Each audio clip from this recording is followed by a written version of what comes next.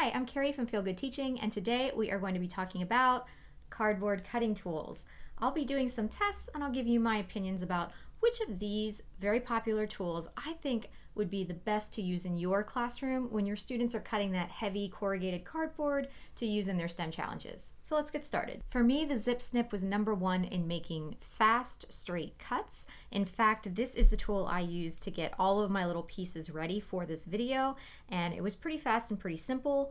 But anytime you're starting to add some of those curves and some zigzags, I found that was problematic for me to use with this tool, so I can imagine my students would have the same or even more trouble doing that. So it would be great to have one of these in your classroom to help break down some of those big cardboard pieces, but I don't think it's a must-have. It's a nice to have for sure, and in that case, probably just the one. Be really thoughtful about which students you allow to use it, because even though there is a safety guard here, I'm able to get my pinky in there, so I know my students would probably be able to as well. For me, the Canary Scissors were my favorite. They are simple to use, they're effective for all types of cuts. You can do some good precision cutting, and it doesn't take a lot of strength to move the scissors back and forth. Plus, I don't worry too much about safety. I figure my students are good with regular scissors, so I don't worry too much about how they're going to handle this. The Klever Kutter is going to be great for your straight cuts that you want to get done quickly. It's also very safe. I can't get any part of my fingers underneath here, so I think you can confidently use these with students.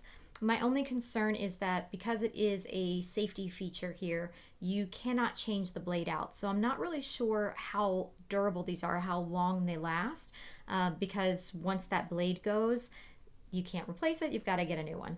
Irregular scissors are kind of a struggle to use with this kind of cardboard, and you knew that.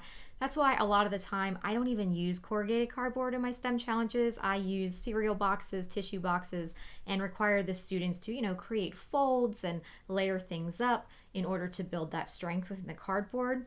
But in some cases you do want to use that tougher cardboard, and if you can get something better than scissors, I highly recommend it, because a lot of times when the students are struggling and trying to get them to work, they can end up doing things that are unsafe and causing injury. These Canary Cutters are really effective.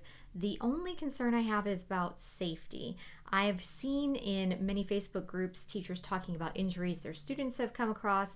Other teachers say they have their students wear cutting safety gloves, because it doesn't look like it probably from where you're viewing, but this is very, very sharp.